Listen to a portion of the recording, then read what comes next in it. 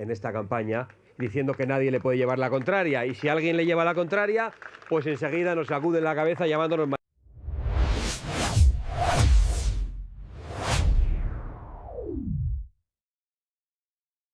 Buenas tardes a todos. Hoy vamos a hablar de algo que probablemente ya has escuchado en las últimas semanas, algo que ha encendido el debate político en España justo cuando nos acercamos a unas elecciones cruciales en Extremadura. Me refiero a Bizum, sí, esa aplicación que todos llevamos en el móvil y que usamos prácticamente a diario para dividir la cuenta del restaurante, pagar al fontanero o enviarle algo de dinero a los hijos estudiando fuera de casa. Pues bien, resulta que Hacienda ha decidido que Bizum ya no puede seguir siendo ese rincón privado de nuestras vidas. A partir de enero de 2026, los bancos estarán obligados a informar mensualmente al fisco sobre absolutamente todas las operaciones que realicen autónomos y profesionales a través de esta plataforma. Y cuando digo todas, es todas, sin importar si son 10 euros o 10.000. El límite anterior de 3.000 euros ha desaparecido por completo. Ahora, permíteme hacerte una pregunta muy sencilla. ¿Cuándo fue la última vez que usaste Bizum? Seguramente hace pocas horas, quizás ayer, tal vez esta mañana. Es que Bizum se ha convertido en una extensión de nuestra vida cotidiana. Según las últimas cifras, más de 28 millones de españoles usan este sistema regularmente. En 2024 se realizaron más de 1.400 millones de operaciones. Es decir, estamos hablando de una herramienta que ha revolucionado completamente la forma en que los españoles nos relacionamos con el dinero. Y aquí es donde la cosa se pone interesante, o mejor dicho, preocupante. El pasado 15 de diciembre, Santiago Abascal, presidente de Vox, subió al estrado en un acto de campaña en Mérida y lanzó una advertencia que resonó como un trueno. Sus palabras fueron directas, sin medias tintas, como es característico en él. Dijo que el gobierno busca el control total sobre los españoles honrados, que quieren meterse hasta en los bolsillos de las familias, fiscalizar cada movimiento, cada transacción, por pequeña que sea. Pero vayamos por partes, porque esto no surge de la nada. El Real Decreto 253/2025 es la pieza legislativa que ha desatado toda esta controversia. Este decreto modifica sustancialmente el nivel de vigilancia que Hacienda puede ejercer sobre las operaciones financieras de autónomos y pequeños empresarios. La justificación oficial del gobierno es clara y sonora: luchar contra la economía sumergida, perseguir el fraude fiscal, garantizar que todos paguen lo que deben. ¿Quién puede estar en contra de eso, verdad? En teoría, nadie. Todos queremos un sistema justo donde cada cual aporte según sus ingresos reales. El problema, y aquí está el meollo del asunto, es hasta dónde llega esa vigilancia y qué consecuencias puede tener en la práctica cotidiana de millones de españoles. Imagina por un momento que eres un fontanero autónomo, has trabajado toda tu vida de manera honesta, declaras tus ingresos, pagas tus impuestos religiosamente. Muchos de tus clientes... Necesitaría 2 plazas de enfermería, no 2 técnicos de igualdad, y así todo. Los abandonan y cuando quieren dar una ayuda es con un presupuesto que le obligan a gastarse en algo que no necesitan. Pero ya parece que están ayudando. ¿Por qué estamos aquí? ¿Por qué estáis vosotros? Yo lo tengo claro. Estáis oyendo unos discursos pues insoportables, ¿no? Escuchamos a la señora Guardiola haciendo lo mismo que Sánchez, hablando de los macrodatos y de la economía que nadie entiende y que no llega a nadie, porque no se compadecen ni son coherentes con los problemas que todos y cada uno de vosotros tenéis en el día a día. Son macrodatos de una España irreal, los de Sánchez, y de una Extremadura irreal, la señora Guardiola. En cuanto al otro, pues está el candidato Gallardo, el colocador del hermano de Sánchez, pues está callado como un muerto, y lo único que le hemos escuchado es decir que él es como el hierro, que cuando más le golpean se hace más duro. Bueno, al hierro, cuando más lo golpean, lo doblan, ¿eh? Te pagan por Bizum, porque es cómodo, rápido, inmediato. Pues bien, ahora cada uno de esos pagos, absolutamente cada uno, va a quedar registrado y comunicado mensualmente a la agencia tributaria. Tu banco se convierte, de facto, en un informante del Estado. Ahora bien, podrías pensar que si no tienes nada que ocultar, no tienes nada que temer.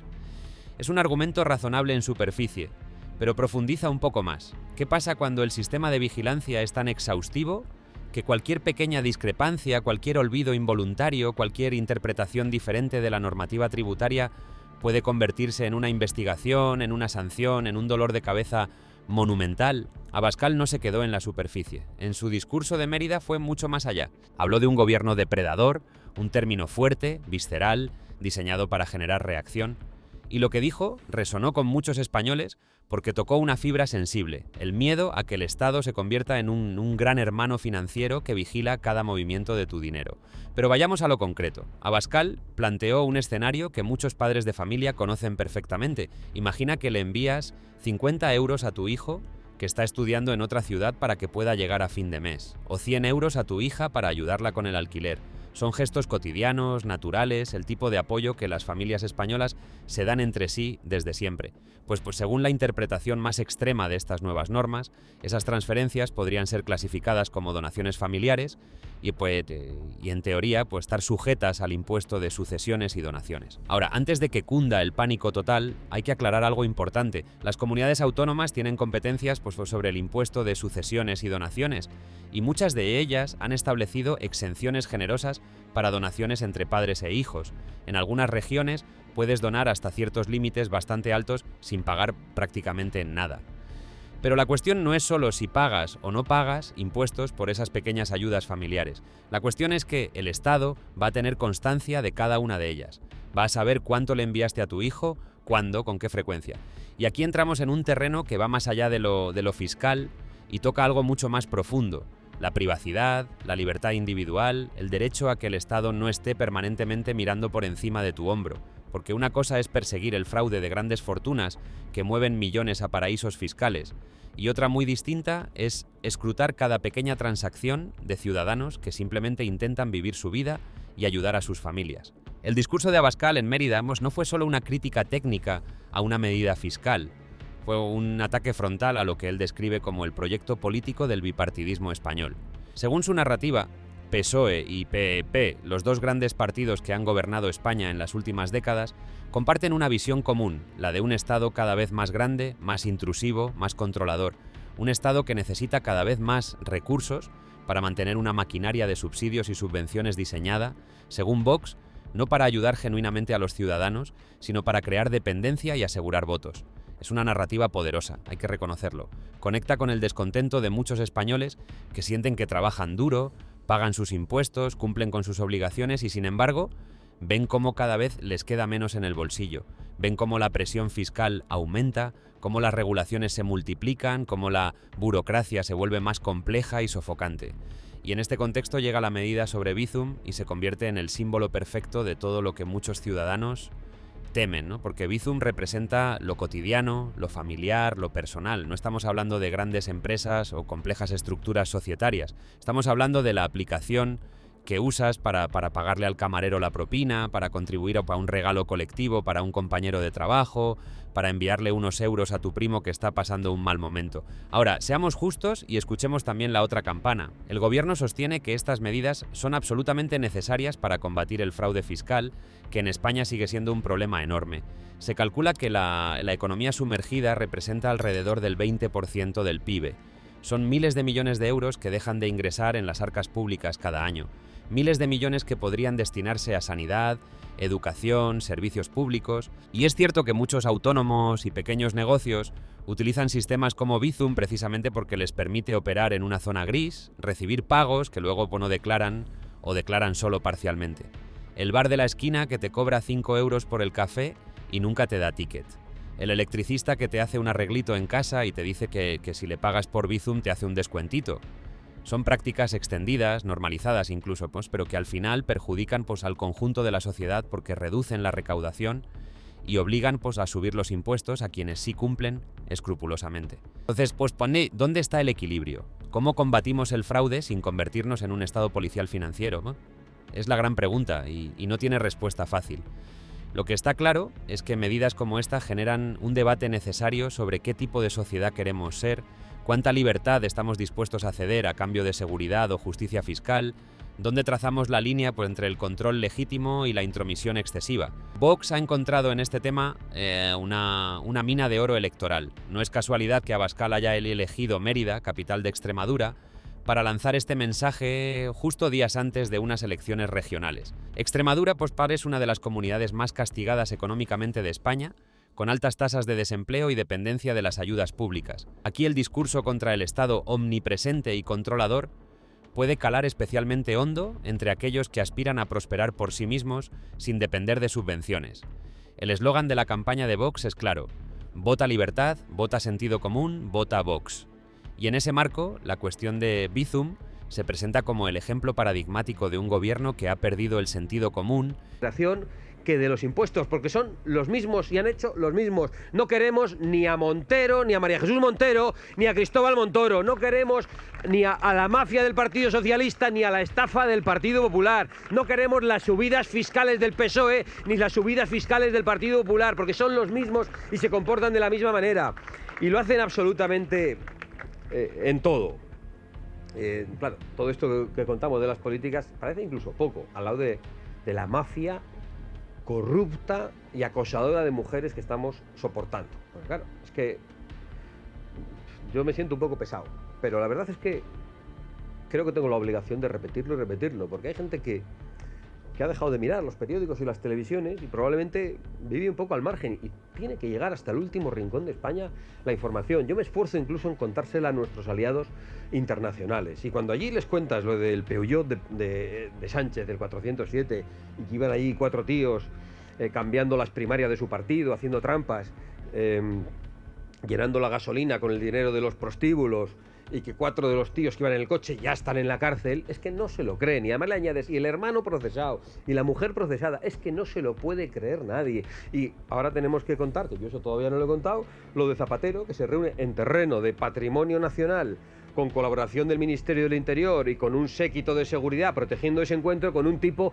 que es detenido por corrupción 72 horas después. ¿Qué hacía allí Zapatero? ¿Qué hacía Patrimonio Nacional abriéndole la puerta? ¿Qué hacía la seguridad del Ministerio del Interior protegiendo ese encuentro? ¿Para qué se encontraron? ¿Qué papeles intercambiaron? ¿Qué pruebas estaban destruyendo? ¿Cuál es la relación entre ellos? Este estaferro, ese tipo de Zapatero, queremos saberlo todo, y para saberlo hay que denunciarlo y hay que hacer que Zapatero comparezca en los tribunales y preste declaración para dar todas las explicaciones. Si no las de aquí, las tendrá que dar probablemente en Estados Unidos muy pronto, porque ya sabemos en qué andan. En definitiva, esta es la verdad, y decir esta verdad permanentemente y plantear las cosas reales que preocupan a la gente tiene consecuencias para nosotros. Lo estáis viendo también en los medios de comunicación y en los telediarios. Que ve a cada ciudadano como un potencial defraudador, que prefiere vigilar y controlar antes que confiar y facilitar. Pero más allá de la estrategia electoral, hay preguntas genuinas que todos deberíamos hacernos. ¿Es proporcional esta medida? ¿Realmente va a combatir el fraude de manera efectiva? ¿O simplemente va a generar más burocracia, más trabajo para los bancos, más datos que procesar para Hacienda? ¿Van a tener los medios humanos y técnicos para analizar millones de transacciones mensuales de forma inteligente? ¿O esto va a convertirse en otro ejemplo de vigilancia masiva, indiscriminada? Y quizás la pregunta más importante, ¿puede esto tener efectos secundarios no deseados?